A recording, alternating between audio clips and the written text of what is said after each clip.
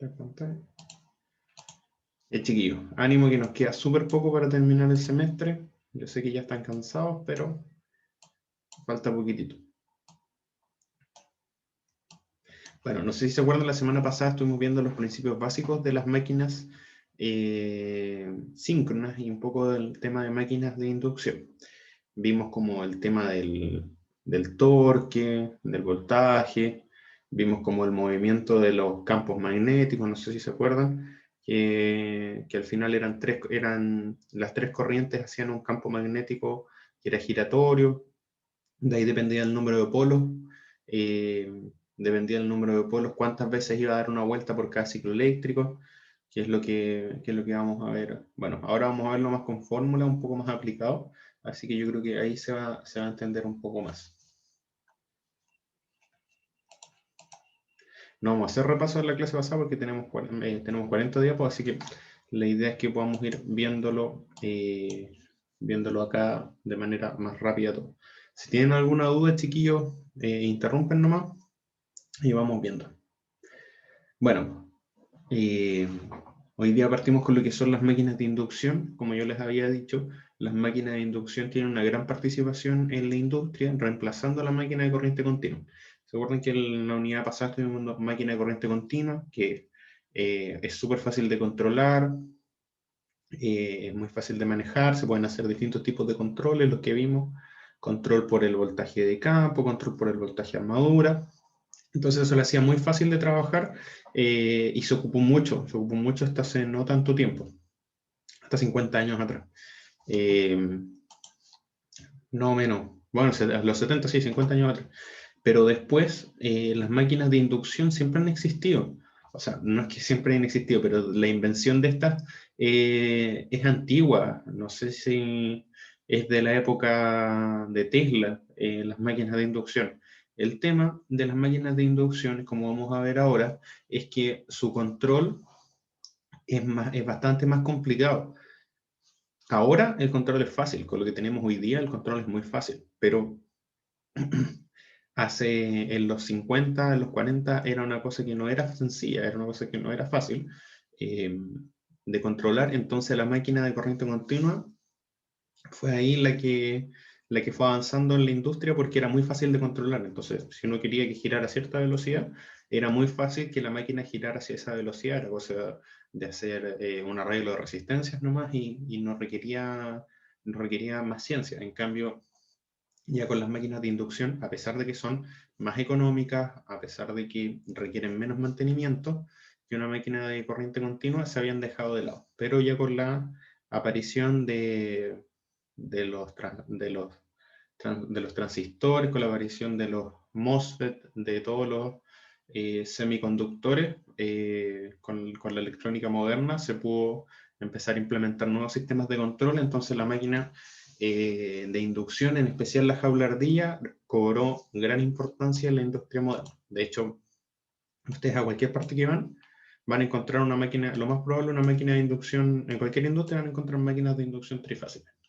¿Por qué? Porque son baratas, son fáciles de implementar y lo más sencillo, no requieren casi nada de mantenimiento. Entonces eso los hace mucho, mucho mejor a la hora de elegirla.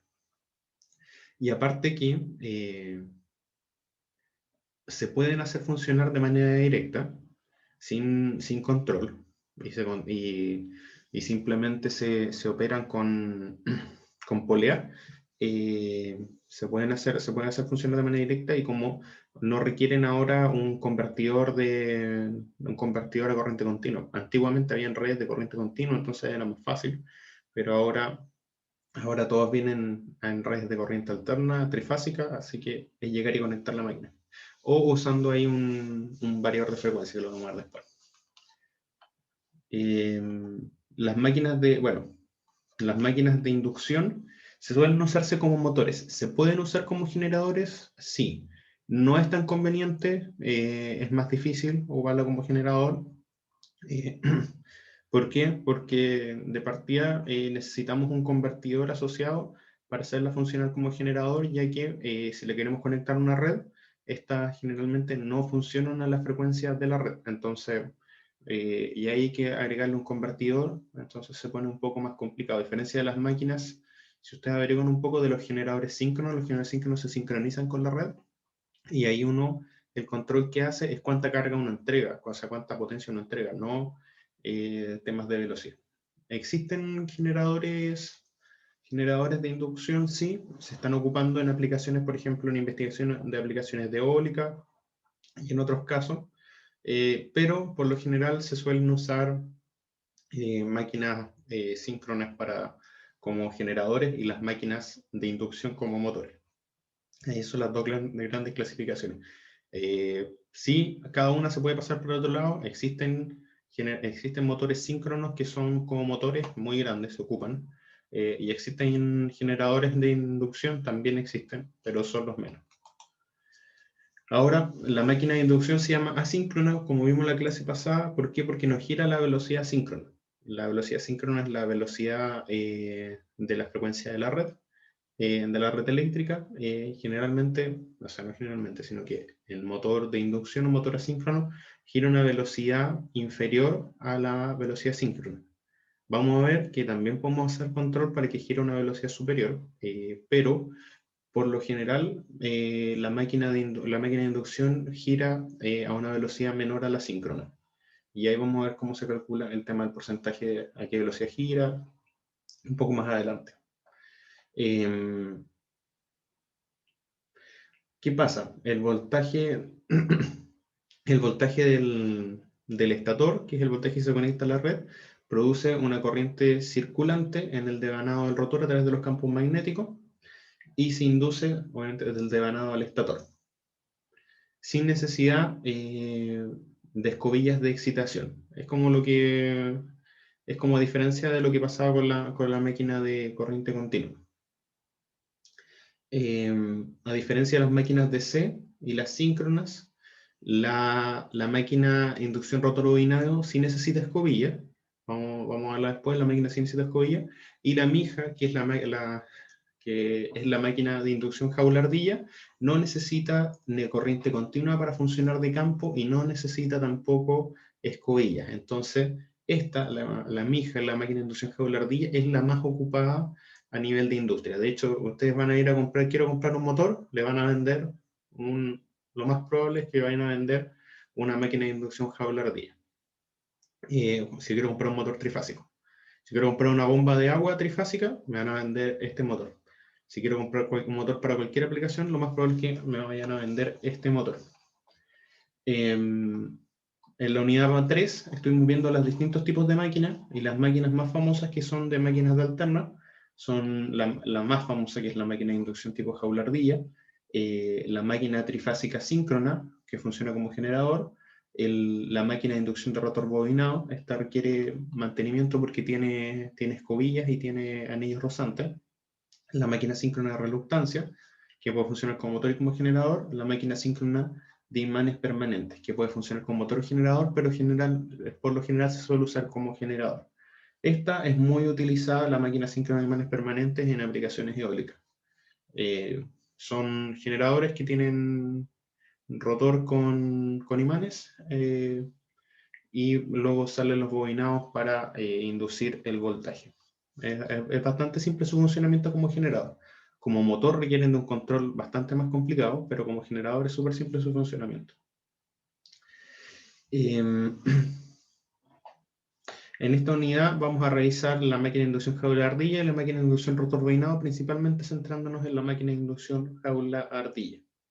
¿Cuál es la diferencia entre estas dos? Si nosotros vemos el estator de ambas, son iguales. Si vamos al rotor, vamos a encontrar las diferencias. ¿Cuáles son las diferencias? Acá tenemos una máquina de rotor jaula-ardilla. Acá en esta no se puede apreciar, también sí, yo creo que se puede apreciar. ¿Cuál es la gracia de la jaula-ardilla? Acá no se ve porque está tapada. Si nosotros vemos el rotor está compuesto de dos anillos, uno a cada lado, y una serie de barras que van juntando estos anillos. Entonces, ¿qué pasa? Con el campo magnético produce corriente en estas barras, produce una corriente en estas barras conductoras, que generalmente pueden ser de aluminio o algún otro metal, y estas están cortocircuitadas en ambos extremos. Entonces, esta corriente que se produce por este torque, que produce por este campo magnético, va a generar un torque que genera movimiento. Entonces, acá, si nos fijamos, yo creo que la clase pasada les dije por qué le decían jaula ardilla. Bueno, cuando lo inventaron los gringos que no tienen tantos hámster y tienen más ardillas circulando en la calle, vieron que se parecía como a estas rueditas y dijeron, no, coloquémosle como jaula ardilla. Nosotros aquí lo veíamos como una jaula de ratón o de hámster, pero este es como la forma que tiene el rotor. Yo creo que con esta de acá lo van a poder ver bien. Acá tenemos el estator, tenemos de un polo, o sea, un par de polos, tenemos las 3 bobinas, y se fijan acá tenemos el rotor jaula ardilla. ¿Se ve bien, chiquillo? Sí, profe. No se complicaron para colocarle el nombre. Así que así se puede ver uno por dentro, con las barras. ¿Cuál es la gracia de esto? ¿Cuál es la gracia de esto? Que nos reduce pérdidas por cobre, nos va a reducir mucho las pérdidas por cobre, porque no vamos a tener como bobinados en el rotor, sino que vamos a tener solo las barras, que son mucho menos las pérdidas. ¿Qué más? No vamos a tener, al no tener bobinado, bueno, al no tener bobinado es más barato de partida, porque tenemos menos gasto en cobre. Y vamos a ver ahora el rotor bobinado. Acá, ¿se fijan? El rotor bobinado, acá están, igual tiene una carcasa en el rotor, pero todo esto tiene bobinas. Y acá tenemos escobillas, y a diferencia de la máquina de C, tenemos varias anillos rosantes. No tenemos delgas, pero tenemos anillos rosantes que cada uno de estos está conectado a una fase. Perdón, no a una fase, sino que a una bobina. Entonces nosotros tenemos acceso al bobinado del rotor a través de los anillos rosantes y de los carbones. La diferencia del rotor bobinado, como lo dice acá, es que posee un conjunto completo de bobinados trifásicos que son imágenes de los devanados del estator. Esto no siempre es así. Si ustedes van a la literatura se pueden dar cuenta que pueden tener más fases, pero los números de polos tienen que coincidir. Pero generalmente, lo que se hace generalmente es que sí, es como una imagen de lo que pasa en el estator. Si el estator tiene 2 pares de polo, el rotor igual tiene que tener 2 pares de polo. Las 3 fases de las bobinas del rotor generalmente están conectadas en estrella. La gracia de esto del rotor bobinado es que ustedes pueden entrar a cambiar eso. Eso se puede cambiar porque uno en el rotor bobinado tiene acceso a los terminales del rotor. Entonces uno puede medir las corrientes, puede ver los voltajes. En cambio, en la jaula ardilla, lo que está dentro es un misterio. O sea, no es que sea un misterio lo que hay adentro, sino que uno no puede tener acceso a medir corrientes, uno no puede tener acceso a ver qué está pasando en el rotor. En cambio, en el rotor bobinado sí se puede. Y a través de uno de los terminales puede conectarlos, puede agregarles más resistencia. Vamos a ver después que se puede hacer control por medio de agregar resistencia, lo vamos a ver mañana, al rotor bobinado, lo cual no es muy eficiente, pero se puede hacer. Pero los extremos de los 3 alambres del rotor están unidos también por los anillos rosantes. También por los anillos rosantes en el rotor. Los devanados están cortocircuitados por medio de escobillas que requieren mantenimiento. Aquí se ven las escobillas. Siempre que haya escobillas, esto requiere mantenimiento.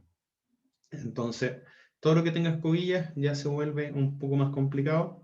¿Por qué? Porque estos carbones se gastan, esto se ensucia, hay que limpiarlo, lo que requiere que cada cierto tiempo hay que parar el funcionamiento de la máquina, dedicarle a cambiar esto y a limpiar los anillos rozantes. Entonces, todo eso conlleva pérdida de tiempo, conlleva gastos y, bueno, tiene otros beneficios, pero generalmente no son tantos, no es una máquina que se ocupe tanto. existe, se ocupa, pero la que realmente se ocupa como en el gran porcentaje de las aplicaciones es la jaula ardilla. Las corrientes del rotor son accesibles a través de las escobillas del estator.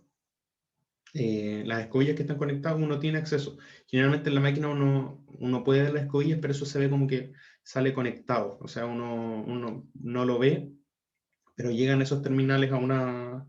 llegan esos cables de las escobillas, llegan unos terminales y uno los puede medir ahí.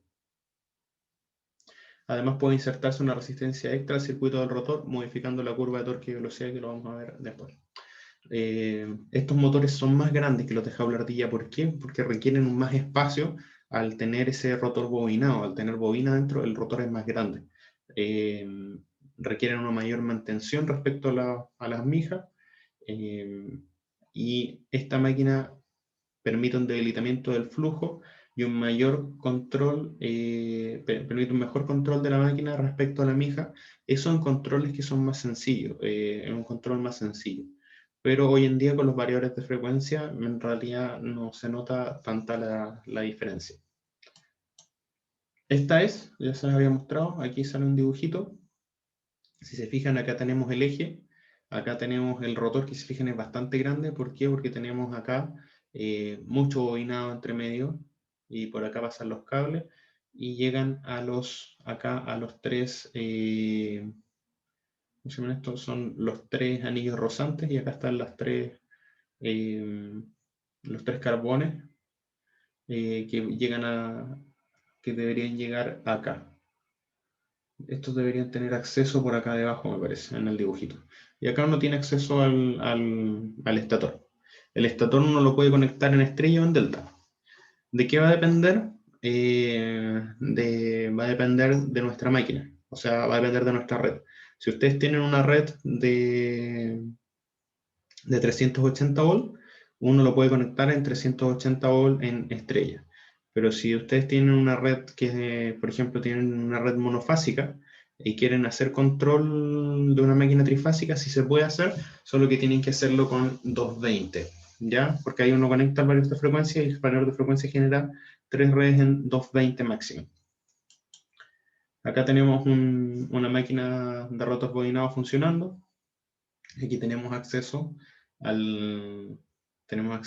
esto desde el rotor, donde el estator, y acá salen, si se fijan, la reconocemos al tiro, si ustedes la pueden reconocer al tiro, porque tiene acá estos tres anillos rozantes. ¿Para qué funcionan los anillos rozantes? Obviamente porque aquí hay un carboncito y uno saca de acá un cable donde uno puede conectarse sin que, mientras esto gira, y los cables no se van a enredar. Ya. Hasta ahí, chiquillos. ¿Vamos con alguna duda, algún comentario, algo que quieran saber?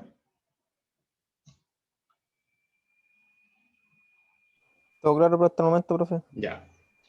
Son Igual, dos. profe. ¿Sí? ¿Sí, Gabriel? No, que todo claro, igual que Ya. Seba. Ya. Se fijan, estos son sencillas. Son dos tipos de máquinas que funcionan de la misma manera.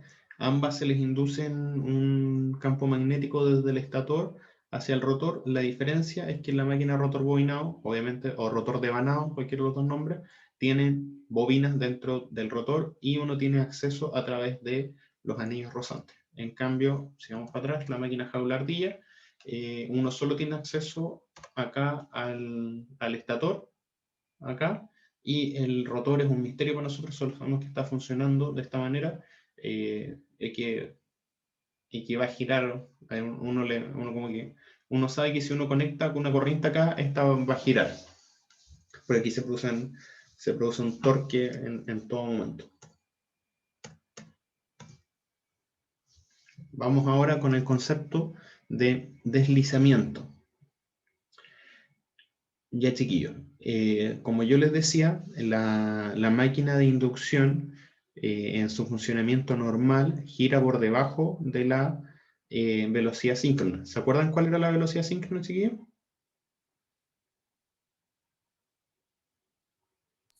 Era la velocidad de giro del campo magnético, ¿cierto? Súper bien, Gabriel. Era la velocidad del giro del campo magnético que va dado por la frecuencia de la red. Entonces, obviamente va a depender de ahí del número de polos, que lo vimos ayer, perdón, ayer, lo vimos hace como 2 semanas. La última clase la vimos eran, bueno, lo vamos a ver acá, que la frecuencia eléctrica era la velocidad síncrona por el número de polos partido en 120. ¿Ya? Eso me va a dar la velocidad síncrona. O sea, si yo tengo una máquina, lo mínimo que puedo tener es un par de polos, era, como le dije, era la frecuencia eléctrica, era la velocidad por P partido en 120. Entonces me queda 120 por F partido en P. ¿Cuánto sería eso con una máquina de 50 Hz, chiquillos, y 2 pares de polos? Creo que lo vimos, era 3000, ¿o no?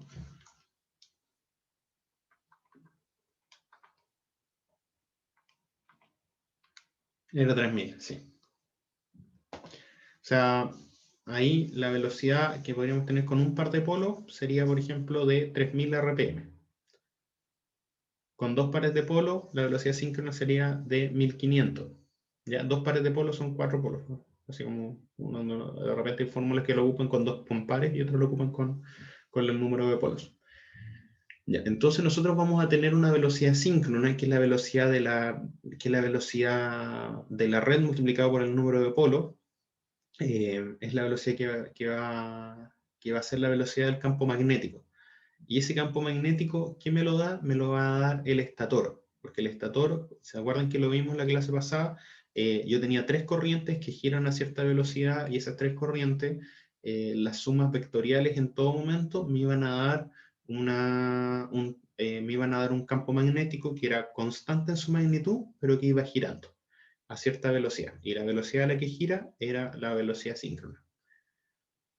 ¿Se acuerdan de eso? Que lo vimos la última clase.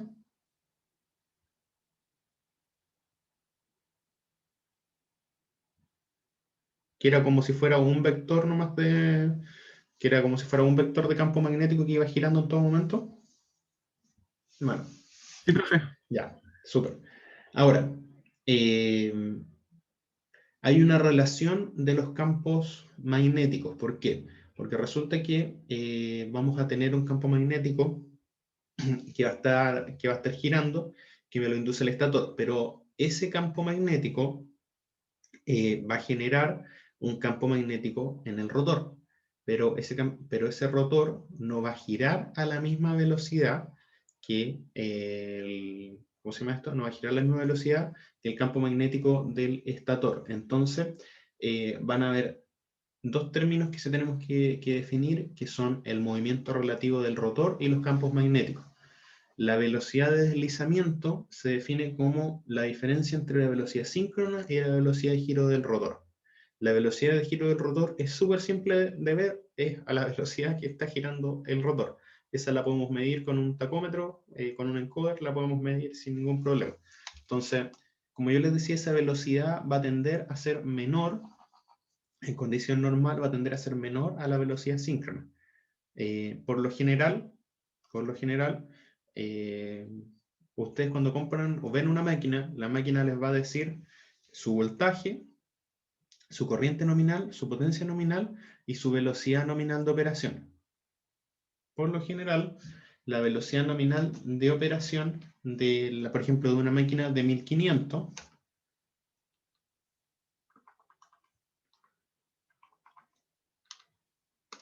por lo general, la velocidad de una máquina de 1500, perdón, que de una máquina de 2 pares de polo, que su velocidad síncrona es de 1500, su velocidad de rotación normal, nominal, es de 1350.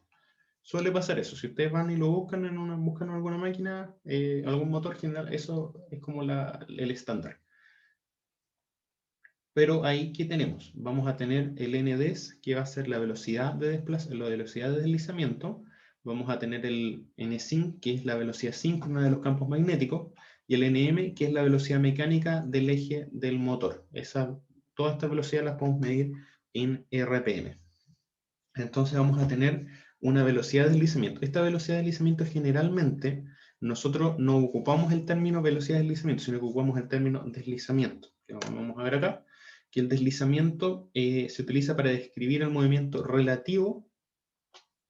O sea, vamos a ver aquí, generalmente esto se ve en porcentaje. Cuando uno dice el deslizamiento, no dice, la velocidad de deslizamiento es de 150 RPM, sino que uno dice, el deslizamiento es de tanto porcentaje. Se expresa como un porcentaje. Entonces, en este caso, si teníamos 1350 dividido en 1500, a pesar de que la velocidad de deslizamiento sería de 150, por el caso que les estaba diciendo recién,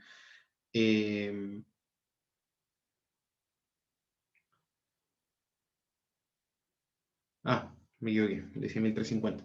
El n deslizamiento era de 150. Vamos a tener acá un deslizamiento del 10%. Entonces, por ejemplo, si tenemos un NM de 1350 y un NSync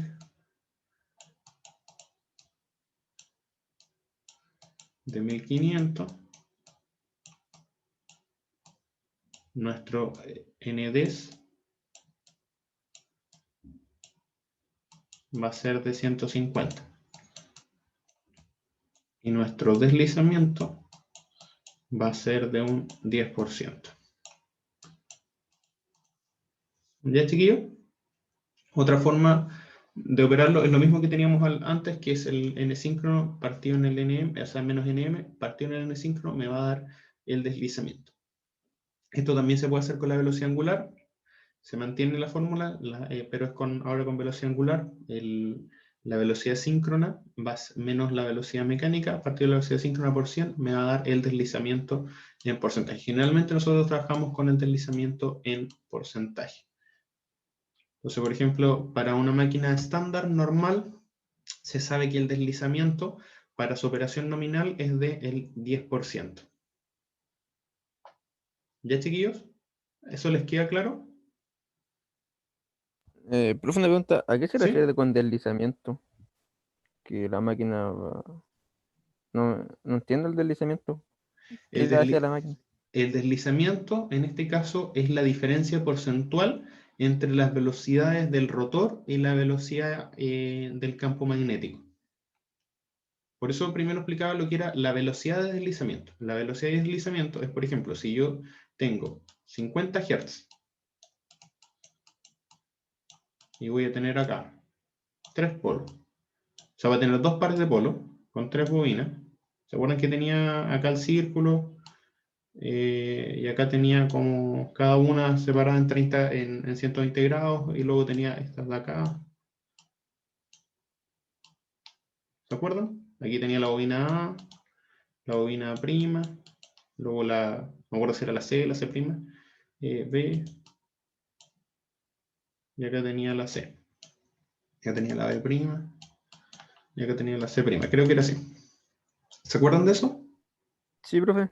Ya. Estas cada una tenían corrientes trifásicas que me iban a generar un campo magnético en el rotor, que este gira a una velocidad omega, ¿cierto? Sí, Ya, este va a ser omega síncrono o n síncrono. Ya. Ahora, ¿de qué dependía esta velocidad? Dependía de la frecuencia de la red y dependía de la cantidad de polos que había. Era la velocidad síncrona, no me alcanza a escribir acá, la velocidad síncrona es 120 por la frecuencia eléctrica partido en el número de polos. Eso me va a dar la velocidad síncrona. ¿Ya? Entonces, nosotros tenemos nuestra velocidad síncrona, que nosotros la sabemos porque depende de la red y de los pares de polos que está construida la máquina. Así que vamos a saber nuestra velocidad síncrona. Pero resulta que el rotor nunca va a girar a la velocidad síncrona. Vamos a ver después por qué. En la siguiente diapositiva vamos a ver por qué nunca gira a la velocidad síncrona. pero el rotor no puede girar a la velocidad síncrona, pero cuando gira a la velocidad síncrona vamos a perder el torque, no va a haber torque. Ahí vamos a ver por qué cuando analicemos en la siguiente diapositiva. Por lo tanto, si yo tengo cierta velocidad síncrona, mi máquina naturalmente va a girar a una velocidad menor a la síncrona. Mientras menos carga yo tenga, más cercano va a ser a la velocidad síncrona, pero nunca va a llegar a la velocidad síncrona. ¿Ya? Entonces voy a tener una NM, ¿se acuerdan? Una velocidad mecánica, y la velocidad mecánica de qué va a depender?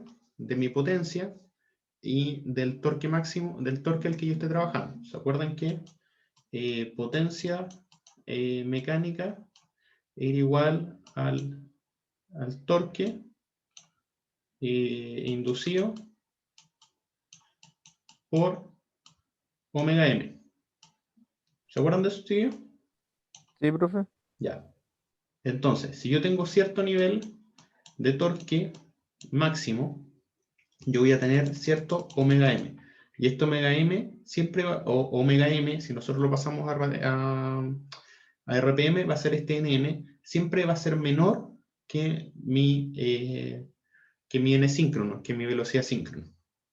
Por lo tanto, la diferencia entre estas velocidades va a ser la velocidad de deslizamiento, que es el ndes. Y la velocidad de deslizamiento nosotros la podemos expresar en un término llamado deslizamiento, que es un nivel porcentual de esta diferencia de velocidades. Entonces, por ejemplo, a ver si se ve en la siguiente diapo. Ahí está. No me gusta tanto esta imagen porque acá están girando a la misma velocidad, pero la idea sería que si nosotros vemos acá el movimiento está rayado acá, el movimiento del campo magnético y el movimiento del rotor, este rotor debería ir girando más lento. ¿Se va entendiendo? Este rotor va a ir girando más lento. Entonces, el campo magnético va a ir girando y este rotor siempre va a ir girando más lento. Y esa diferencia de velocidad, nosotros la llamamos velocidad de deslizamiento. Y si esa velocidad de deslizamiento, nosotros lo vamos a expresar en un porcentaje, que se va a llamar deslizamiento. No sé si se entiende. Ah, no, profe, ahí me entendí con la imagen. Ahí le Ya. explico, ahí caché ya a lo que se quería referir. No me gusta esta imagen porque si te fijas, esto está girando a la misma velocidad. Esto debería ir girando cada vez más lento. Sí. Y, o sea, no más lento, sino que debería ir girando a una velocidad más lenta. Entonces, tarde o temprano la va a alcanzar. Va dando vueltas más rápido. Mm, En cambio, el motor síncrono o el generador síncrono, el rotor va a girar a la misma velocidad que el campo magnético. En este caso siempre va girando más lento y esta diferencia de velocidad, acá, esto es lo que yo podría ver acá, esto es la diferencia de velocidad. La diferencia de velocidad siempre va a ser constante. Entonces ahí, si yo tenía mi velocidad síncrona de 1500 RPM y mi velocidad mecánica nominal es de 1350, me va a decir entonces que el deslizamiento al que está funcionando la máquina es de un 10%. ¿Qué quiere decir eso? Que la velocidad mecánica va a ser un 10% menor que la velocidad síncrona. No sé si ahí se entiende mejor. sí, profe, a mí me quedó Ya, clarito por lo menos. no, súper.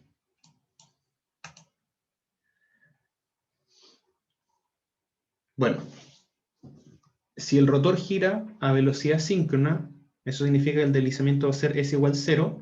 En la máquina de inducción Howler, la mija no se puede, a menos que nosotros le agreguemos un torque mecánico adicional. Sí se puede, o sea, esto no quiere decir que es imposible que la máquina, de hecho puede superar incluso la velocidad síncrona, pero con apoyo de otras cosas, de forma natural no puede. Por ejemplo, lo que nosotros hicimos en el laboratorio, ¿se acuerdan que teníamos una máquina impulsora? Esa máquina impulsora que era como que podía generar un torque, nosotros le fijábamos la velocidad. Yo a través de eso puedo hacer girar la máquina de inducción a velocidad síncrona. ¿Qué va a pasar? Cuando yo la haga girar a velocidad síncrona, los campos magnéticos se van a alinear. Eso quiere decir que van a girar a la misma velocidad. Al girar a la misma velocidad, se va a perder la inducción. Y al perderse la inducción, tarde o temprano esto debería empezar a frenarse. Puede pasar, si estoy con una máquina impulsora, no va a pasar obviamente porque la máquina impulsora va a seguir haciendo girar la velocidad, pero voy a perder todo el torque inducido. Mientras que si el rotor está en estado estacionario, o más conocido como rotor bloqueado, el deslizamiento va a ser 1, ¿ya? Y por lo tanto no voy a tener velocidad. Todas las velocidades normales del motor caen dentro de estos dos límites, pero generalmente la velocidad de operación está entre un 5 y un 10% de deslizamiento. Sí, esto es la misma fórmula, solo que definiendo la velocidad mecánica en términos de la velocidad síncrona con el deslizamiento. Por ejemplo, en este caso, en este caso hemos tenido un deslizamiento de un 0,1, de un 10%, por lo tanto, mi velocidad mecánica va a ser 0,9 de la velocidad síncrona. Bueno, esta era la imagen el GIF que les había mostrado. Este debería ir girando más lento, y no mantenerse, esta línea no debería mantenerse constante. La diferencia entre el movimiento de ambas líneas sí debería ser constante.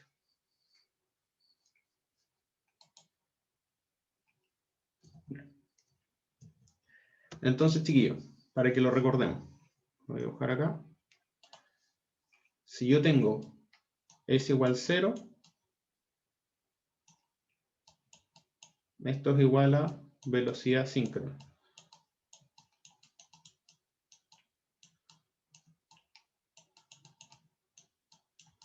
Cuando yo tengo una condición de vacío sin carga, voy a tener un deslizamiento muy pequeño, pongámosle entre un 1 a un 2%, ¿ya? Normalmente. Pero llegar al 0 de la velocidad síncrona normalmente no se puede, a menos que nosotros le agreguemos otra carga impulsora. Y cuando yo tengo un S igual 1, tengo mi condición de rotor bloqueado, o que simplemente está que no hay movimiento. Ahí vamos a ver qué pasa cuando no hay movimiento. Yo creo que en las diapos que viene va a salir al tiro qué pasa cuando no hay movimiento, para no adelantarme.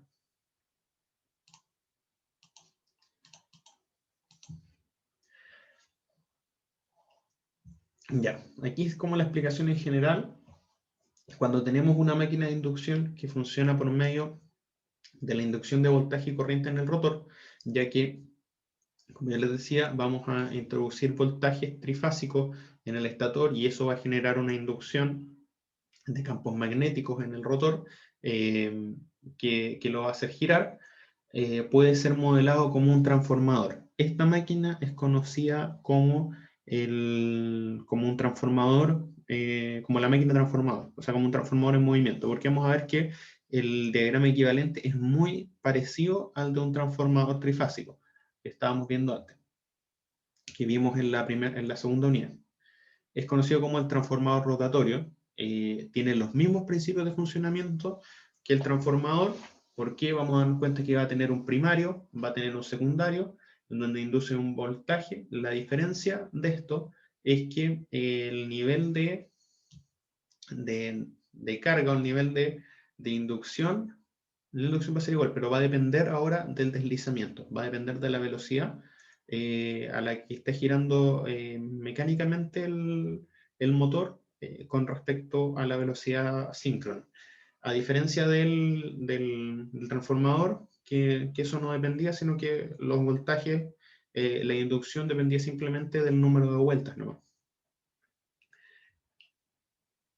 Bueno, a diferencia del transformador, la frecuencia del secundario no es necesariamente igual a la frecuencia del primario. De hecho, nos vamos a dar cuenta que casi nunca la frecuencia del secundario es igual a la del primario, solo en la condición de cuando nosotros lo llevemos a la velocidad síncrona.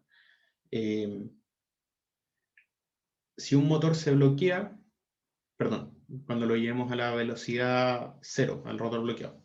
Si un rotor se bloquea, entonces vamos a tener la misma frecuencia en el estator que en el rotor. Estaba pensando exactamente lo contrario. ¿Por qué? Porque vamos a ver que si la velocidad es cero, vamos a tener la misma frecuencia. En cambio, Bueno, sigamos con esto. Es decir, si la velocidad de la máquina es 0, la frecuencia eléctrica del rotor es FR es igual a FE, ya que el valor de S va a ser 1. ¿Ya? ¿Ya, chiquillos? Entonces, en ese caso, cuando yo hago girar, cuando el rotor está bloqueado, yo voy a tener la máxima inducción de voltaje en mi rotor.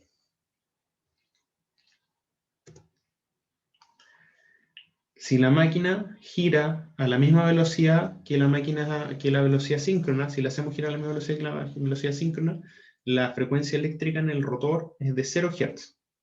¿Por qué se acuerdan que podíamos ver acá? La frecuencia eléctrica en el rotor va a ser igual al deslizamiento por la frecuencia eléctrica. De hecho, después para cualquier velocidad entre el 0 y el 1, o sea, entre el 0 y el 100% de la velocidad síncrona, la frecuencia del rotor es directamente proporcional a la diferencia entre la velocidad de campo magnético y la velocidad del rotor. Por lo que vamos a tener que la frecuencia del rotor va a ser S por F. Acuérdense que S es el deslizamiento. El deslizamiento es el nivel porcentual de las diferencias de velocidades. Así que vamos, para recordar esto, cuando tenemos rotor bloqueado, vamos a tener un deslizamiento de 1, por lo tanto, la frecuencia eléctrica en el rotor va a ser igual a la frecuencia eléctrica de la red. En cambio, cuando tenemos el deslizamiento del 0, cuando tenemos deslizamiento 0, cuando las velocidades son iguales, vamos a tener que la frecuencia del rotor va a ser de 0 Hz. ¿Ya? La frecuencia eléctrica del rotor, que eso no quiere decir que la velocidad de giro se detenga, sino que la velocidad eléctrica del rotor va a ser de 0 Hz, no la velocidad de giro. Entonces, si nosotros tomamos las dos ecuaciones, la que me define acá FR en términos de la frecuencia eléctrica, que era FR es igual a S por FE, y el deslizamiento lo escribimos en términos de las velocidades, de esta manera, pero también tenemos que FE, ya lo habíamos dicho antes, era la velocidad síncrona por las pares de polos, o sea, por el número de polos partido en 120. Si nosotros mezclamos estas dos ecuaciones, vamos a tener que la frecuencia del rotor, la frecuencia eléctrica del rotor, va a ser de esto de acá y por F acá, que nos va a quedar al final esta ecuación que tenemos en azul, que es FR es igual al número de polos partido en 120 por la velocidad de deslizamiento. Acuérdense que N5 menos Nm es la velocidad de deslizamiento. Entonces con esto nosotros vamos a poder encontrar la frecuencia eléctrica del rotor. Ojo ahí, cuando la frecuencia eléctrica del rotor es 0, no tenemos inducción. Cuando la frecuencia eléctrica del rotor es igual a la frecuencia eléctrica, vamos a tener máxima inducción. ¿Ya, chiquillos? Vamos a ver un ejemplo. Vamos para atrás.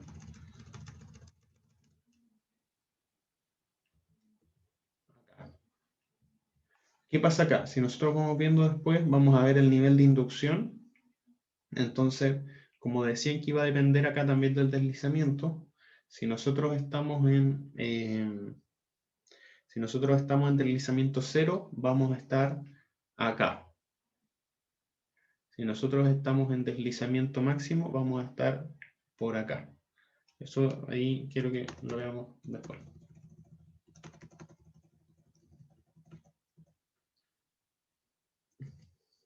Veamos un ejemplo de lo que estábamos revisando para que se pueda entender un poco más. Tenemos una máquina de inducción de 208 volts, 10 HP, 4 polos, 50 Hz. Conectada en estrella, esto, bueno, no es importante. y que tiene un deslizamiento a plena carga de un 5%. Vamos a determinar, primero, la velocidad síncrona del motor, la velocidad del rotor a carga nominal, ojo acá, velocidad del rotor, no frecuencia eléctrica. Después, frecuencia eléctrica del rotor a carga nominal y el torque en el eje mecánico a carga nominal. Así que ahí les doy un minuto a ustedes, chiquillos, para que traten de resolverlo y de ahí lo vamos comparando.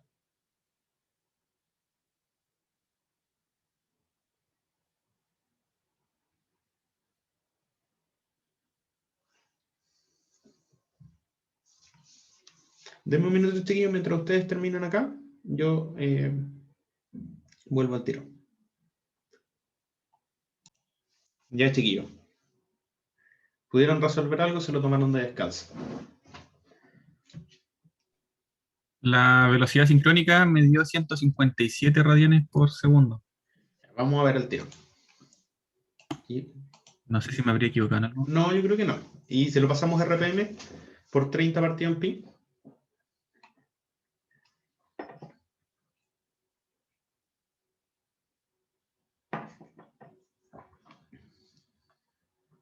¿1500?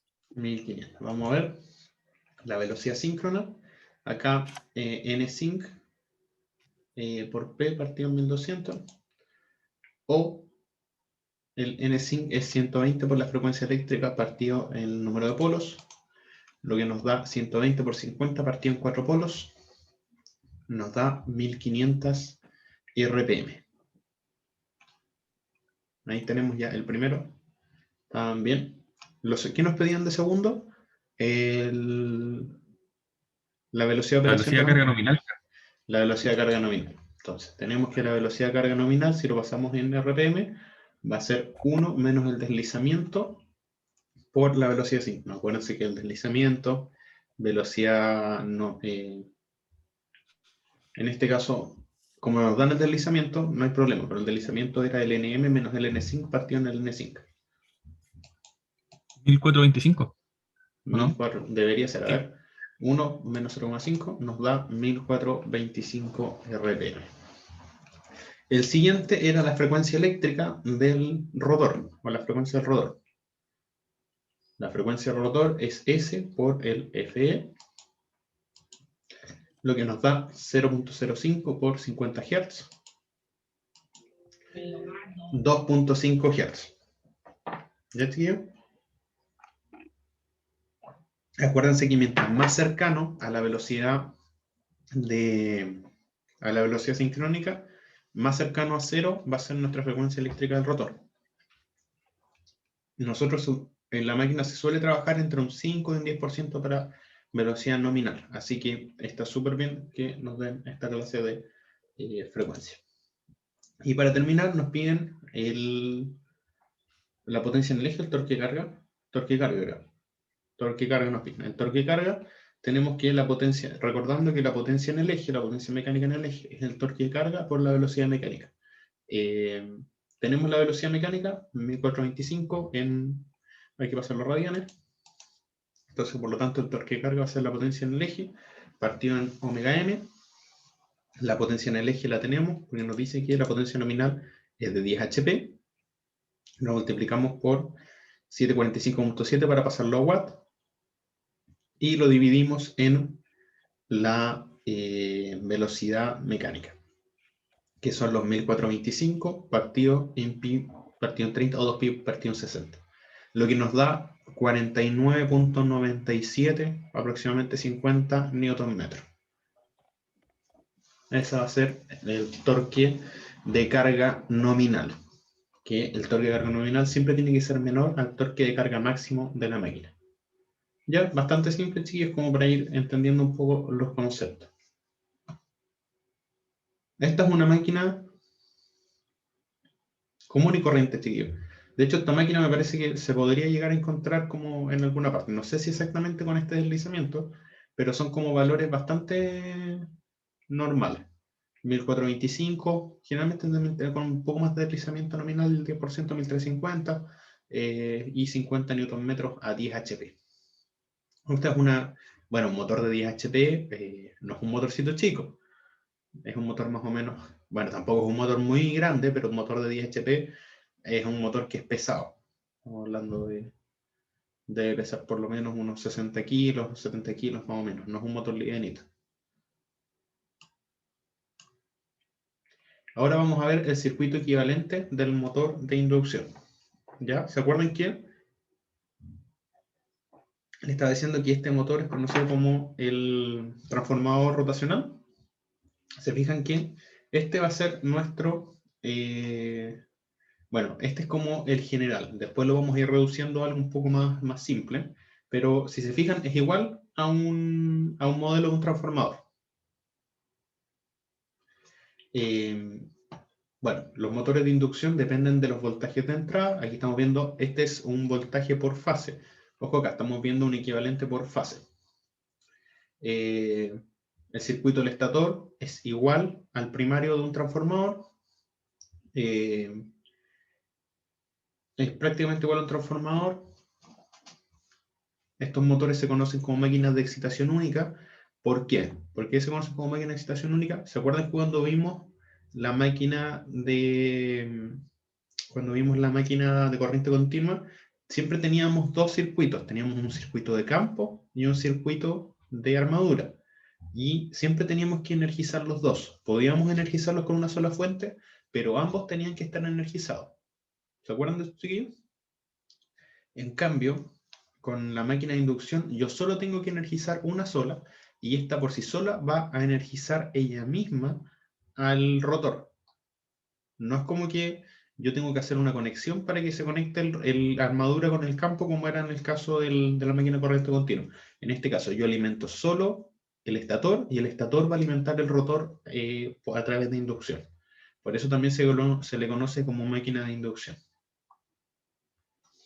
¿En qué difiere con el transformador? En que la MI depende de la frecuencia del rotor. Recién estamos viendo cómo calcular la frecuencia del rotor.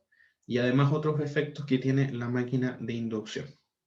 Entonces, la gran diferencia que tenemos con un transformador es que en el transformador la frecuencia del primario y el secundario siempre son iguales. Acá las frecuencias van a ser distintas, ¿ya? Bueno, en la figura acá, si se fijan, tenemos un R1, un X1, un RC, un XM, un JXR y un RR. Y un transformador ideal. Ahora, en la operación normal, el primario corresponde al estator, donde R1 es la resistencia del estator, X1 es la reactancia del estator, de dispersión del estator, y XM corresponde a la reactancia de magnetización. Es menor que en un transformador debido al entrehierro. Ya vamos a acuérdense que esta máquina obligatoriamente tiene un entrehierro, si no estaría chocando el rotor con el estator. Y RC es la resistencia de las pérdidas magnéticas por histeresis y Foucault. Entonces esto se parece mucho al transformador. La única diferencia es que el XM no va a ser tan grande como en el caso del transformador. Vamos a ver ahí después la gráfica, porque voy a tener un entrehierro, y acuérdense que el entrehierro ahí me va a quitar, va a hacer que la reluctancia sea mayor. ¿Se acuerdan de estos chiquillos? Que si yo tenía un entrehierro tenía mayor reluctancia, y por lo tanto mi nivel de flujo iba a ser menor. ¿Se acuerdan de estos chiquillos?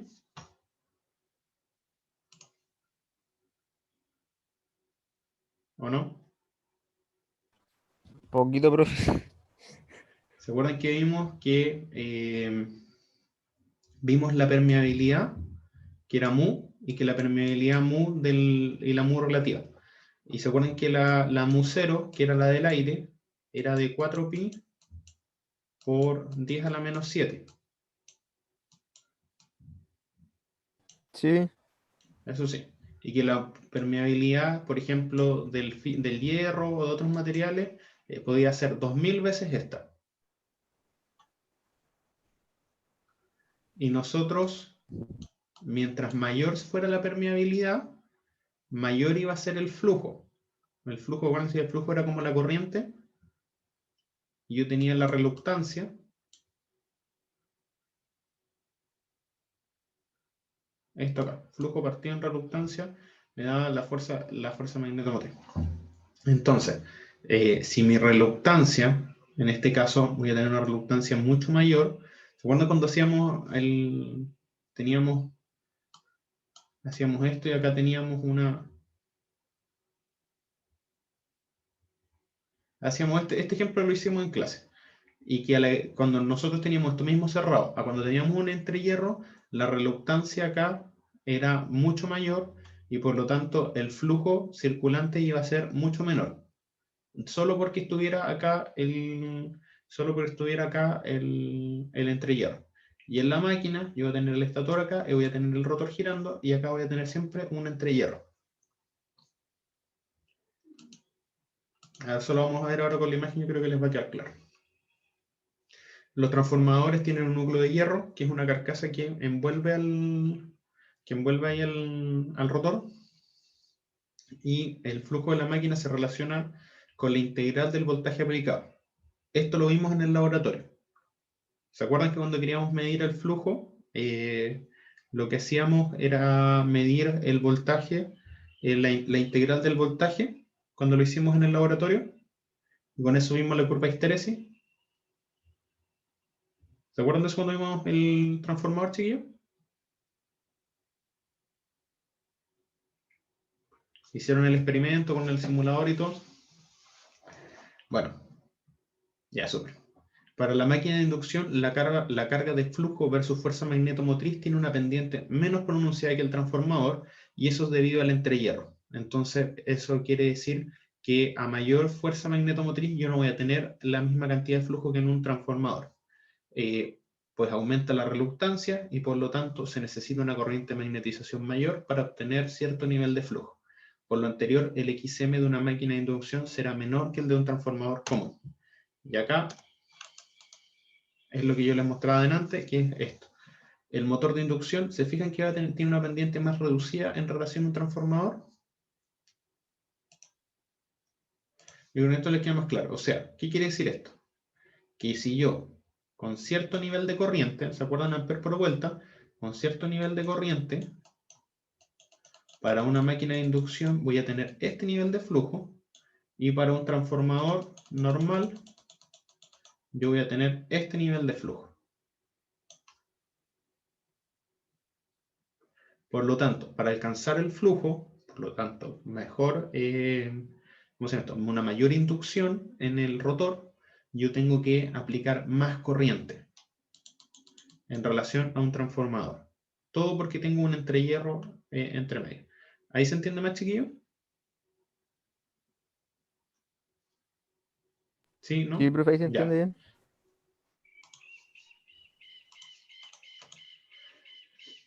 Bueno.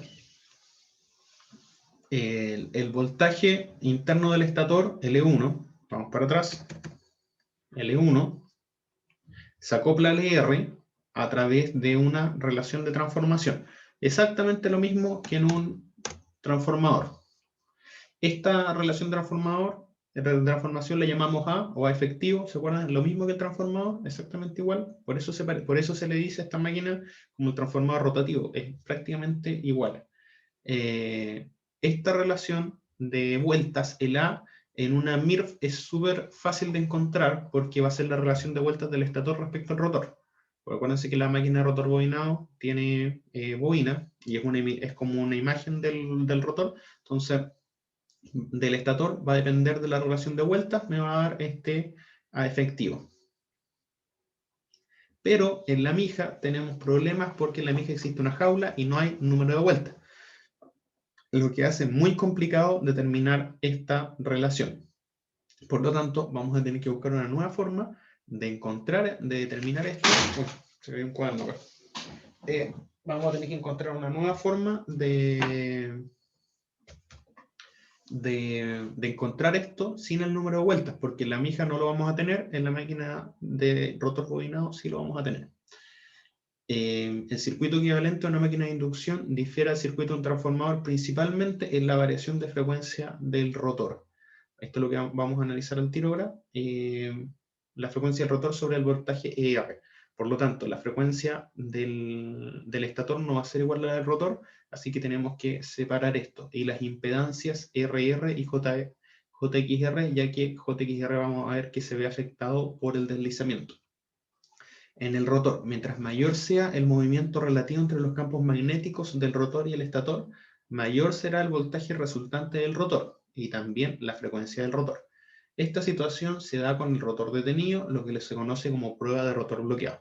Cuando tenemos prueba de rotor bloqueado, tenemos velocidad 0, por lo tanto el deslizamiento es 1, y la frecuencia eléctrica del estator va a ser igual a la frecuencia eléctrica del rotor, y vamos a tener la máxima inducción.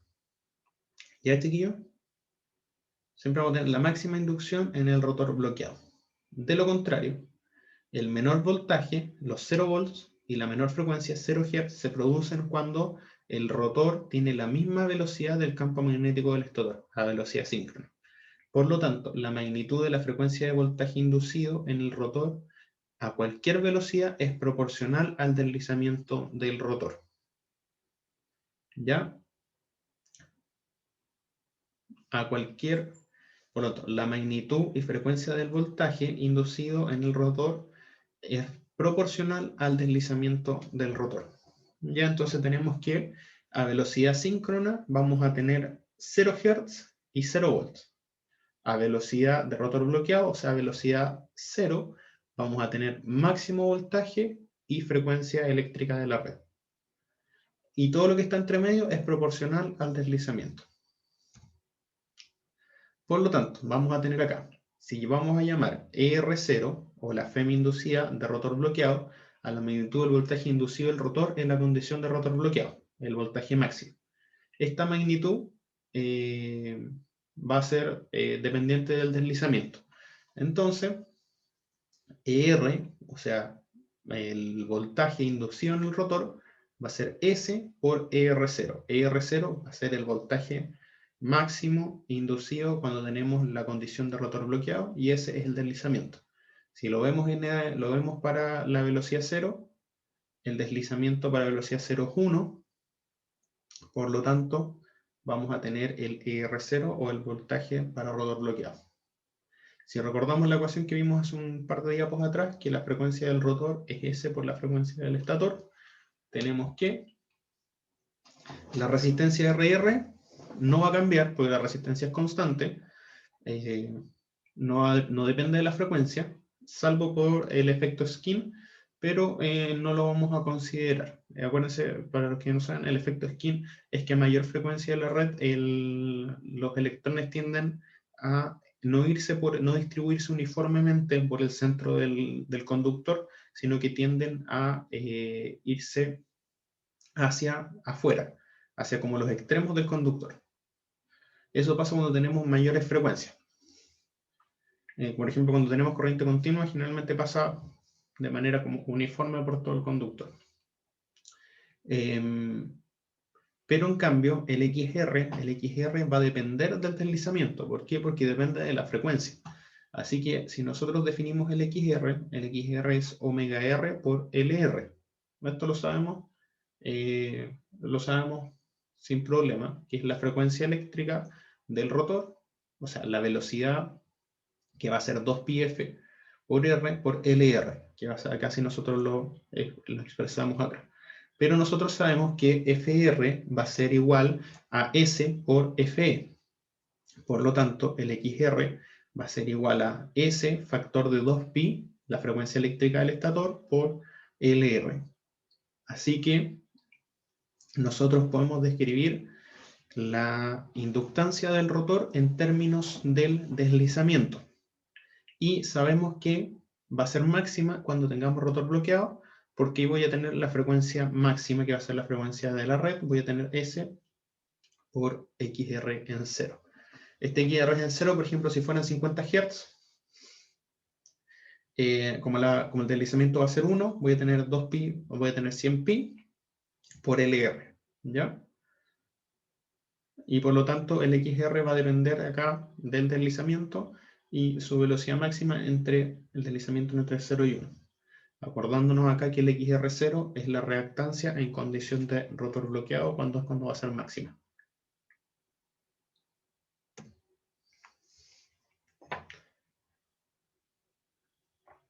Por lo tanto, chiquillos,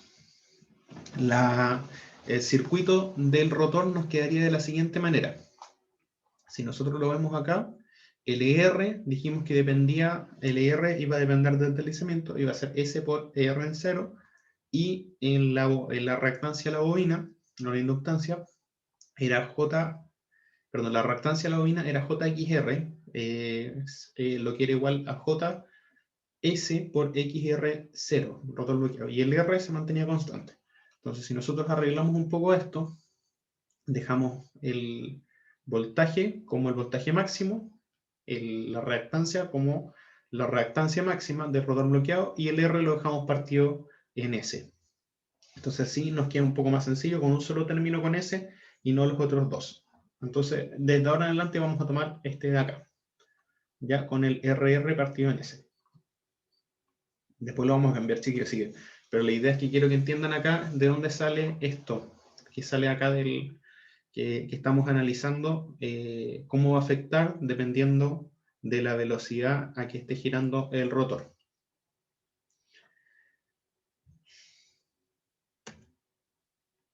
Ahora, ¿cómo va a ser la corriente en este circuito del rotor?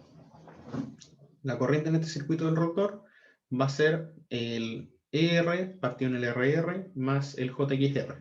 Si nosotros acá ya lo arreglamos, lo teníamos como con este circuito, al final nos va a quedar como el IR va a ser el IR en 0, ER0, que va a ser la FEM inducida de rotor bloqueado, que la podemos medir cuando tengamos la prueba de rotor bloqueado, partido en RR partido en el deslizamiento, más JXR0. JXR0 es la reactancia para rotor bloqueado. Esa va a ser la corriente circulante por el rotor. Por lo tanto, si revisamos el Z equivalente del rotor, va a ser el RR partido en S más el JXR de rotor bloqueado, el JX de rotor bloqueado. Esta ecuación define la impedancia equivalente del rotor como dependiente del deslizamiento. La corriente máxima se obtendrá a un deslizamiento unitario, eso quiere decir para rotor bloqueado voy a tener la corriente máxima. A ver, acá veamos. Claro, porque al aumentar el deslizamiento, si el deslizamiento llega a ser 0, voy a tener una resistencia infinita y por lo tanto voy a tener corriente 0. En cambio, cuando sea el unitario, voy a tener la resistencia mínima y voy a tener el máximo de corriente. Entonces, mientras más pequeño sea el ZR equivalente, mayor va a ser la corriente. La corriente va a tender a 0 cuando tenga velocidad síncrona y va a ser máxima cuando tenga la velocidad de rotor bloqueado.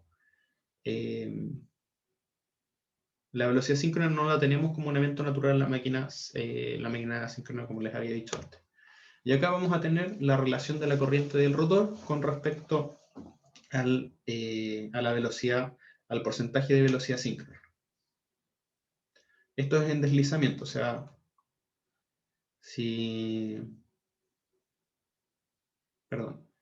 claro, el porcentaje de la velocidad está al revés del deslizamiento, que esto es en velocidad síncrona. En 0 tenemos el deslizamiento 1 y en 100 tenemos el deslizamiento 0.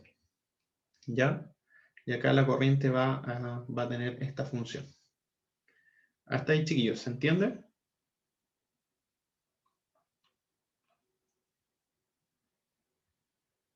¿Alguna consulta? ¿Sí? No me digan que sí si no entienden, chiquillos. Sí, yo sé que esto puede ser un poco complicado, pero la idea es que tenemos nuestro circuito que es muy parecido al transformador. La diferencia es que en la parte del estator es igual al transformador, de eso nos olvidamos. Pero la parte del rotor, como la frecuencia va a ser diferente, hay que analizarla por separado. Entonces aquí estamos analizando el circuito del rotor por separado, que al final el circuito del rotor nos va a quedar esto. Y esto va a depender obviamente ahí de la FEM inducida del estator. ¿Qué pasa ahora? Ahora al igual que ya sabemos cómo calcular ya sabemos cómo calcular la FEM, ya sabemos cómo calcular la corriente, vamos a tener que ver que tenemos que referir. Sí, yo sé que esto parece complicado, después va a ser súper simple, ¿ya? Pero esto tenemos que verlo. Ustedes tienen que entenderlo. Como esto es igual a un transformador, si nos fijamos, esto es igual a un transformador, ¿qué pasa en el transformador? Nosotros teníamos que referir el secundario al primario. Ahora, si queremos referir el secundario al primario, tenemos que BP es igual a BS referido, que va a ser igual a la razón de transformación por BS. Eso es igual que en el transformador, no necesito que lo explique acá, lo mismo pasa con la corriente. El IP va a ser igual a IS partido en A, y el Z referido del secundario va a ser igual a cuadrado el Z del secundario. Eso lo vimos en transformador, no sé si hay necesidad de repasarlo, pero es súper simple, que es como cuando uno refiere del primario, del secundario al primario en un transformador. Ahora, definiendo, como ya teníamos definiendo la inducción, si tenemos el número de vueltas efectivo, la tensión del transformador en el rotor va a ser E1, va a ser igual a ER referido, que va a ser igual a la relación efectiva por el ER en rotor bloqueado. Y la corriente del rotor va a ser I2, que va a ser la corriente del rotor que hemos calculado, partido en el número de la razón de transformación efectiva. En cambio, aquí el Z2, que era lo que habíamos calculado, iba a ser el RR partido en S, más el JXR de rotor bloqueado, todo esto por la razón de transformación al cuadrado. Este es el Z2 referido. El Z2, claro. Y si nosotros pasamos esto, cada uno, el R2 va a ser A cuadrado por RR, RR partido en S acá. A mí me faltó. Y el X2 va a ser el A efectivo por el XR en 0.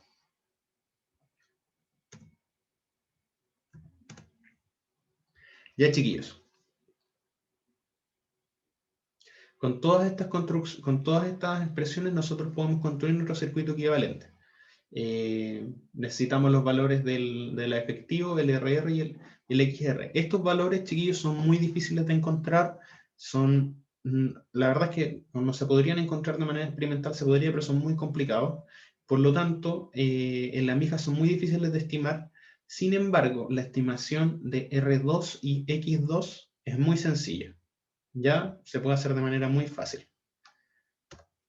Entonces, como nosotros fuimos para atrás y todo esto que aprendimos acá prácticamente no nos va a servir, pero es para que ustedes sepan de dónde viene. ¿Por qué? Porque si nosotros queremos encontrar ahora esto de acá, el JX2 y el R2, son muy fáciles de encontrar. Esto es muy sencillo. Vamos a ver que después, en la mañana, vamos a ver con las pruebas que se hacen y que salen de manera muy fácil a través de ensayos. En cambio, el RR y el XR son muy difíciles de encontrar. ¿Por qué? Porque no podemos encontrar esta relación efectiva en la máquina de inducción Joule-Ardilla. Como les decía, en la máquina de rotor bobinado es fácil porque es el número de vueltas, pero en la máquina de inducción esto es bastante complicado. Así que, de ahora en adelante, vamos a trabajar con estos términos, con el JX2 y con el R2. ¿Ya, chiquillos?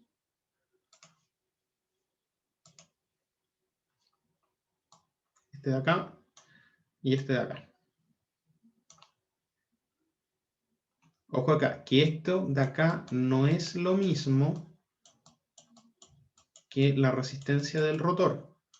Y esto de acá no es lo mismo que el XR en 0. Acuérdense que esto está multiplicado por la razón de transformación al cuadrado. ¿Ya, chiquillo?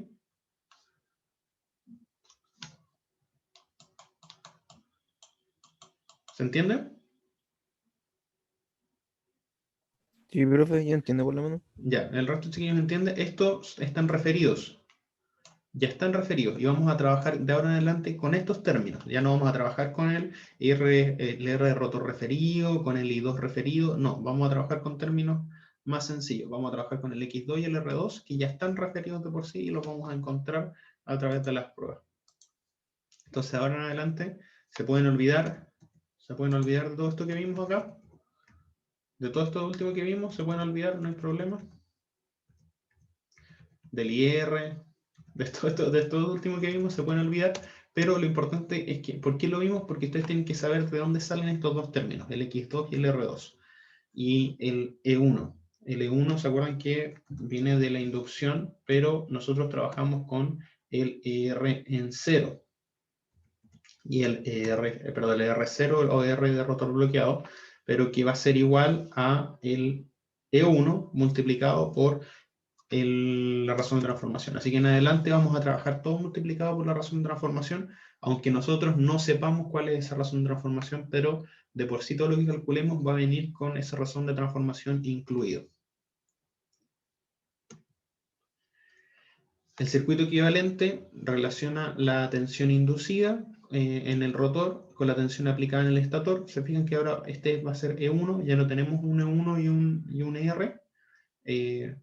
Y usando las ecuaciones mostradas antes, R2 y X2 son parámetros referidos al primario, al estator. Estos ambos están referidos de por sí. Entonces ya no vamos a tener que encontrar la resistencia del rotor, sino que vamos a encontrar este R2 y este JX2, que ya están referidos. Entonces así nos va a quedar de una manera más sencilla de analizar.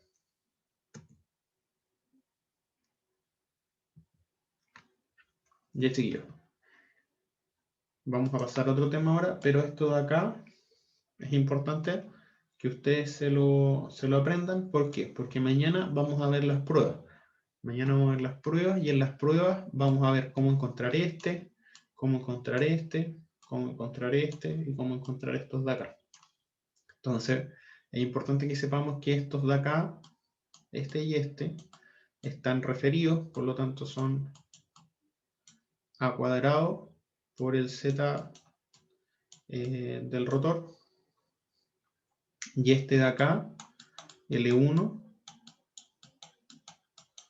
es igual a cuadrado del R0. ¿Ya? Esto es importante que lo recordemos, porque todo esto después va a estar referido al primario. Nos vamos a olvidar de que el rotor tiene que pasar por una razón de transformación, sino que vamos a seguir trabajando con estos términos. Y vamos a seguir trabajando con estos términos y nos vamos a olvidar de esto.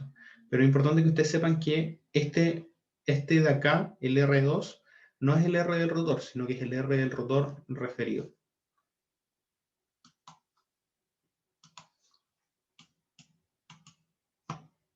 Ya. Pasamos a otro tema, pero que también está ligado, que tiene que ver con el torque inducido vectorial. Aquí vamos a ver la famosa curva de torque o la relación de terminales de nuestra máquina de inducción.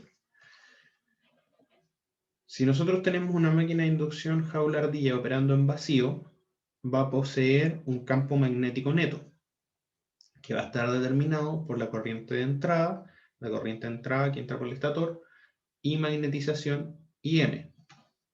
Vamos para atrás. Tengo una corriente I1 y tengo una corriente de magnetización IM. Acá nos sirve el diagrama. ¿Ya? Que fluye por la rama de magnetización del circuito equivalente. Y después tenemos la corriente del rotor. La corriente del rotor que sale acá como I2, que está referida.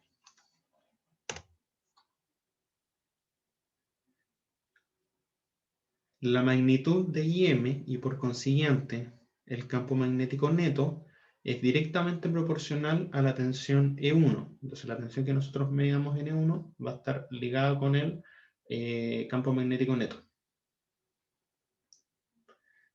Esto tiene mucho sentido. ¿Se acuerdan cuando hacíamos la curva de flujo? Cuando hacíamos la integral del E1 en el caso del transformador. En la práctica la tensión E1 varía con la carga, debido a la impedancia compuesta por R1X1, pero que la vamos a asumir como más o menos constante. Si el deslizamiento es reducido, la tensión en el rotor también será baja, y por lo tanto, la corriente en el rotor será mínima. Debido a que la frecuencia es tan pequeña, la reactancia del rotor es casi cero, y por lo tanto ER está casi en fase con IR. Por lo tanto, vamos a tener un ángulo que va a ser el ángulo entre ER y IR, que le vamos a poner un θr, es mínimo. Todo esto debido a la cercanía de la velocidad del rotor respecto a la velocidad síncrona.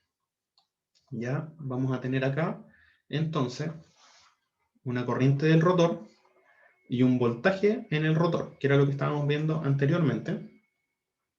Y vamos a tener, por lo tanto, un ángulo entre ellos. Acá no se nota mucho, pero este ángulo que está acá es el θr. Vamos a tener un campo magnético del rotor que está acá, y este campo magnético del rotor está en 90 grados con referente a la corriente IR.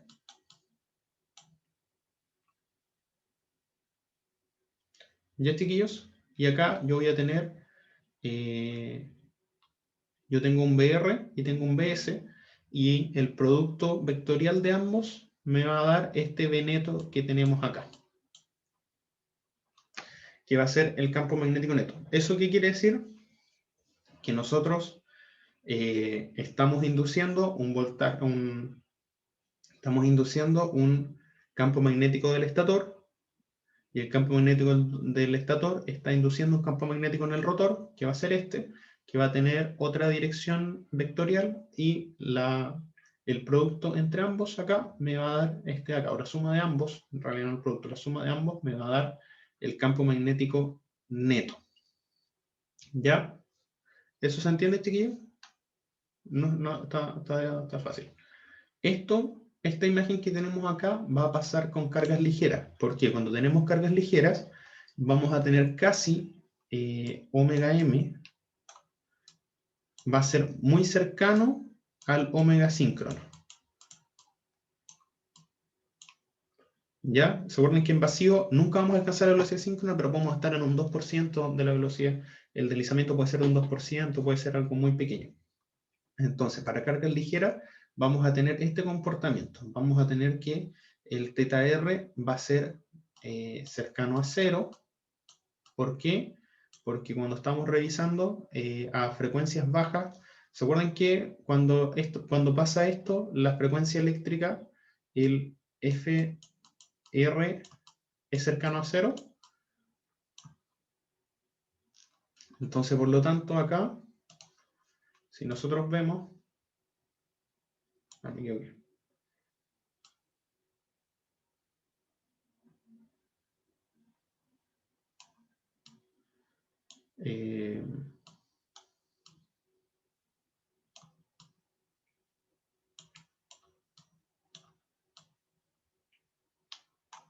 Este es nuestro circuito. Entonces yo acá voy a tener un campo, acá voy a tener un E1, más menos E1, y este E1 me va a generar acá voy a estar generando un campo magnético del estator, que viene acá. Y después yo con estas, como este valor es cercano a 0, este de acá, si se acuerdan, era S por 2pi F eléctrico por el L. Como el S es prácticamente 0, esto me va a quedar cercano a 0, y me va a quedar solo esta resistencia. Por eso, este ángulo de acá, el ángulo entre el ER y el IR, que circula acá, va a ser prácticamente 0. Esto pasa cuando yo estoy cerca a la condición de velocidad síncrona. ¿Eso se entiende, chiquillo?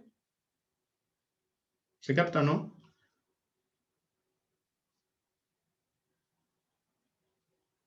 ¿Sí? ¿No? Sí, profe. Ya. Entonces, cuando tenemos una condición cercana a vacío, voy a tener que este ángulo de acá, que estoy midiendo, va a ser cercano a 0, y voy a tener un B neto que va a ser casi 90 grados con respecto al campo del rotor, a la dirección del campo magnético del rotor.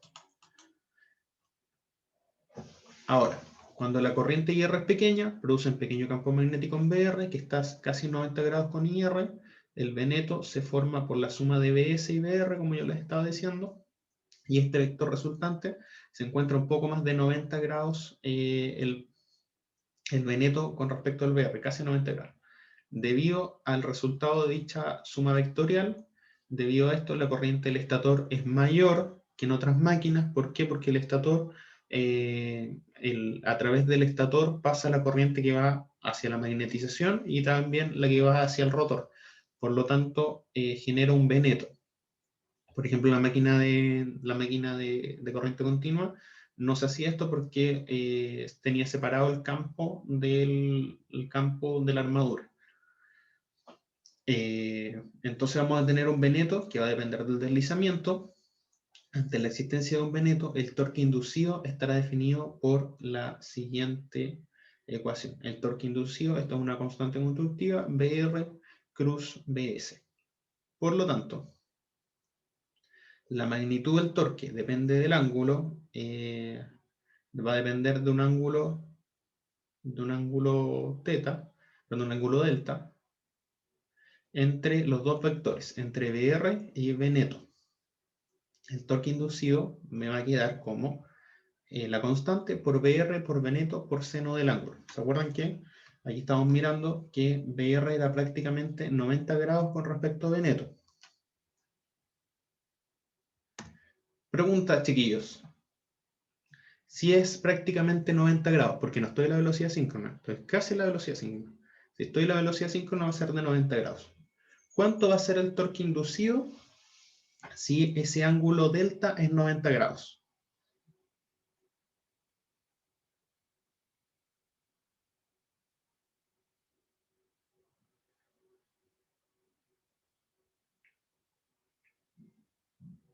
¿Va a ser mucho? ¿Va a ser poco? ¿Máximo o no? Claro. O al revés, mínimo. ¿Cuánto es seno de Se me 90? perdí con el producto. ¿Cuánto es seno de 90? Seno 90 es 1, sí, que antes 1. el máximo. Seno de 90 es 1. Ya. Entonces vamos a tener el máximo. Vamos a ver qué pasa ahora cuando el deslizamiento aumenta. Esto es importante que vamos a ver. Este ángulo es entre BR y BS. Ya. Cuando la máquina opera con una carga alta, el deslizamiento aumenta y disminuye la velocidad del rotor. Esto trae consigo un movimiento relativo mayor entre los campos magnéticos del rotor y el estator, reflejado en el ángulo delta. Es un delta, ¿no? Creo que sí. Si el deslizamiento aumenta, va a disminuir la resistencia del rotor. Acuérdense que R2 está partido en S. Y por lo tanto hay un aumento de la corriente IR. Y el ángulo θR ahora va a ser mayor debido a que vamos a tener una componente inductiva de la reactancia, porque al aumentar el deslizamiento va a aumentar la reactancia. Porque la frecuencia del rotor va a ser mayor debido al deslizamiento. Ahora, si estamos en 90 grados, con IR se va a encontrar BR, eso se mantiene constante. El IR con BR van a estar a 90 grados. Pero ahora BR es considerablemente más grande debido a que aumentó el IR. BR en suma vectorial con BS va a sumar B neto, como se aprecia en la figura. Entonces, si vemos la figura ahora, ¿qué pasó? Si nosotros ahora agregamos carga al motor, vamos a tener acá que nuestro BR aumentó, sigue estando a 90 grados con respecto a IR, Pero ahora el ángulo acá, que nosotros habíamos dibujado antes, este ángulo entre R y BR, que era el ángulo θ R, ahora es mucho más grande. Por lo tanto, si nosotros ahora hacemos el producto, vamos a tener el producto cruz ahora entre BR y B neto, nos vamos a dar cuenta que va a ser diferente. Y ahora B neto disminuyó porque BR aumentó en su valor.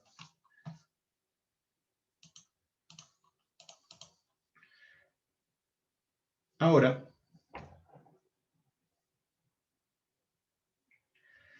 al aumentar la corriente del rotor, tiende a elevar BR y por lo tanto aumenta el torque inducido.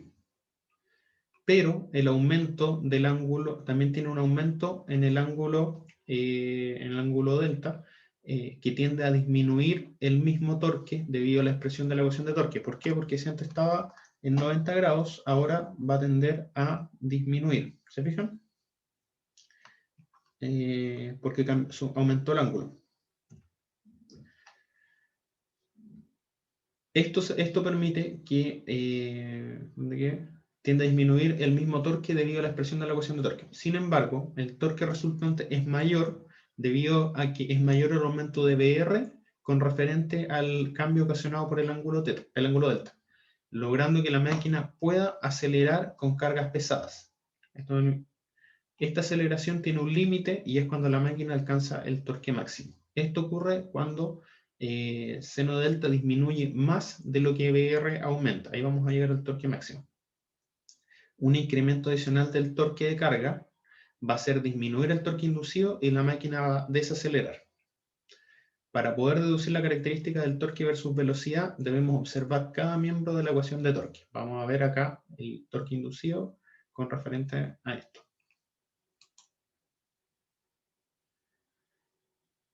Ya. Ahora va a tener mucho más sentido que vamos a empezar a ver la figurita y con eso vamos a estar más. Vamos a analizar el vector BR, vamos a analizar el vector B neto y vamos a analizar el seno de delta. El BR es proporcional en magnitud a la corriente del rotor, pero esta condición solo se da cuando no hay saturación. La corriente del rotor aumenta con el deslizamiento debido a la disminución de la componente resistiva de la impedancia.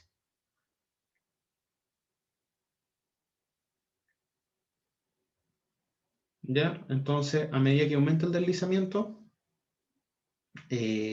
menor va a ser mi corriente. ¿Se acuerdan?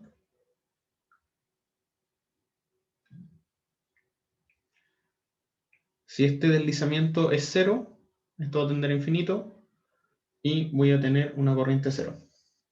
El vector B neto depende de la tensión E1 y se mantiene aproximadamente constante debido a la poca caída de la tensión de impedancia, de la impedancia serie del circuito equivalente, la cual puede ser despreciada por efecto del análisis general.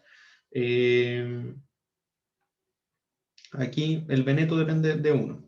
Sin embargo, un análisis más específico quiere decir que es una curva parabólica inversa, que la vamos a ver ahora, en donde la máquina opera con carga nominal, ya en condición de vacío puede ser el efecto de la impedancia en serie del estator. ¿Qué quiere decir esto? Acá lo vamos a ver. ¿Qué pasa con el BR? ¿Qué pasa con el BR? Acá el IR o BR va a ser máximo para velocidades menores, para velocidades cercanas, rotor bloqueados máximo, y voy a tener que va a ser 0, esta la vimos delante, va a ser 0 cuando llego a la velocidad síncrona. ¿Qué pasa con el B neto? Si nosotros hacemos una aproximación, el B neto debería ser constante en todo momento, aunque también se dice que va a tender a disminuir un poco con una curva como parabólica, cuando llegamos a la velocidad síncrona debería ser menor. Pero también podemos decir que podemos hacer la aproximación y dejarla como que es una constante. Entonces primero tenemos estas dos curvas, BR y B neto. Entonces estamos acá, ya tenemos, esto es una constante, así que da lo mismo. Tenemos BR y B neto, y ahora tenemos que ver el seno del ángulo. El término delta, el ángulo entre los campos magnéticos del rotor y el neto, es igual al ángulo del factor de potencia del rotor, más los 90 grados provenientes de la corriente del rotor y el vector BR. A ver si lo puse. Ahí está.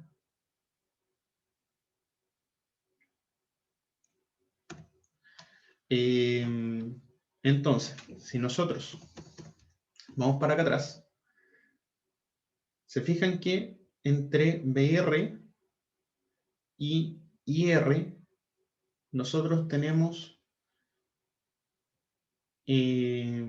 perdón, que entre ER y IR nosotros tenemos este ángulo que es θr, ¿cierto? ¿Chiquillo? ¿Sí, no? ¿Me siguen? Sí, profe, lo sigo yo por lo Ya, menos. ya. Nos queda poquitito para terminar, chiquillos. Sí, nos queda súper poco. Ahora, este ángulo de acá, entre ER y IR, es B neto. ¿Se acuerdan que B neto está en fase con LR o con L1? Esto acá está en fase. Por lo tanto, nosotros sabemos que el ángulo entre IR y BR es de 90.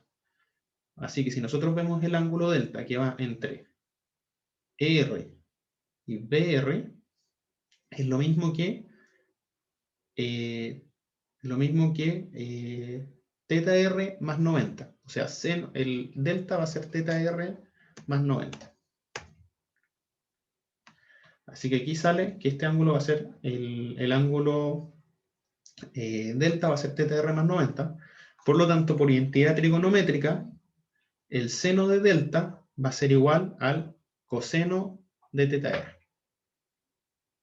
No sé si lo ven, como si nosotros le aplicamos un seno, esto me va a quedar seno de θr más 90 y eso va a ser coseno de θr. Este coseno de θr es conocido como factor de potencia del rotor. Y el ángulo θr puede ser calculado como arcotangente del XR partido en el RR. Por lo tanto, es el arcotangente del S por el XR de rotor por el X de rotor bloqueado partido en el RR. Para el factor de potencia del rotor queda expresado como factor de potencia de coseno del arcotangente de lo que teníamos acá. ¿De qué nos sirve esto? Que ahora podemos estudiar el coseno o el factor de potencia del rotor, el cual para velocidades de rotor bloqueado va a tender a ser un número muy pequeño, y para velocidades síncronas va a tender a ser 1. ¿Se acuerdan que lo vimos al principio? Que para velocidades síncronas el deslizamiento es 0 y por lo tanto la inductancia va a ser 0 y lo único que va a estar afectando va a ser la resistencia. Por lo tanto, iba a tener un factor de potencia 1. ¿Ya, chiquillos? Entonces tenía tres componentes. El seno del ángulo, que nosotros acá lo cambiamos, el seno de delta, que nosotros lo cambiamos por coseno de θr. Teníamos el BR y el B neto. Del BR y el B neto, el BR lo tenemos que de esta forma, y el B neto que va a ser una constante, y aparte tenemos ahora el coseno de θr que tiene esta forma. Por lo tanto, si nosotros ahora al juntar las tres gráficas, que son las tres cosas que nos están afectando, el BR, el B neto y el coseno de θr, bueno, y la constante, vamos a obtener esta curva, que está acá. Esta va a ser mi curva de torque versus velocidad. Estando acá, el punto de torque máximo. Estando acá, la velocidad síncrona. Y acá están los puntos de deslizamiento. Generalmente nosotros solemos trabajar por debajo de este punto. Se suele trabajar en puntos en esta zona de la curva. Estos son generalmente los puntos de operación nominal de la máquina. Ahora, ¿de dónde sale esto? De acá. Sumamos estas tres, o sea, no las sumamos, las multiplicamos estas tres y nos va a quedar esta nos va a quedar esta curva de torque inducido versus velocidad. Esta es la curva de relación de terminales de nuestra máquina. Aquí se me pasó un poco largo porque este generalmente para la región 1 tiene que estar por debajo de esta para que haya estabilidad. Ya, tenemos tres regiones, la región 1, la región 2 y la región 3. Con esto terminamos, chiquillos, que en 3 diapos. Tenemos una región 1, que es la región de bajo deslizamiento, ¿ya? La región de bajo deslizamiento, el deslizamiento ese de la máquina se incrementa de manera aproximada lineal en la medida que aumenta la carga. Por lo tanto, la velocidad Nm del rotor disminuye de manera casi lineal con la carga. Acá. Generalmente estamos entre... Acá no me quedo tan bien. Acá tenía que ver esto más o menos así. Entonces estamos en este punto, hasta este punto de acá. Eso debería ser lo azul. Si nos fijamos, el incremento es lineal de nuestra velocidad, la disminución va a ser lineal. Acá, aumento torque, disminuyo velocidad de manera lineal. La reactancia del rotor es despreciable porque estamos en deslizamientos muy pequeños y por lo tanto el factor de potencia del rotor es prácticamente 1 o muy cercano a 1. La corriente del rotor se incrementa de manera lineal con el aumento del deslizamiento y además de manera abrupta, o sea que es muy rápido. La operación nominal, vamos a ver acá,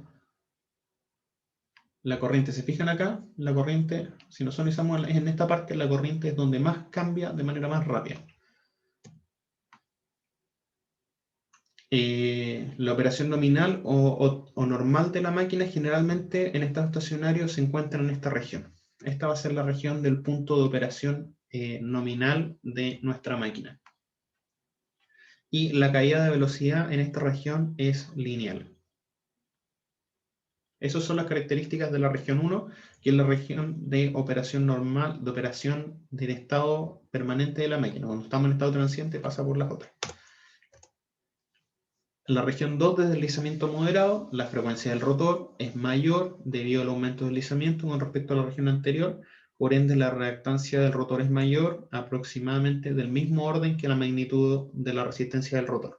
Aquí en este punto la resistencia con la reactancia son prácticamente iguales, así que vamos a tener por ahí un factor de potencia de 0,7 me parece, ¿no? ¿Cuánto es el coseno de un medio?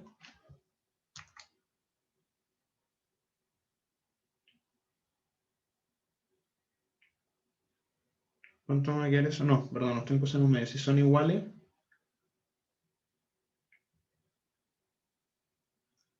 cuando son iguales tengo 45 grados entre ellos. ¿Cuánto es el arcoseno de 45, chiquillos? Arcocoseno.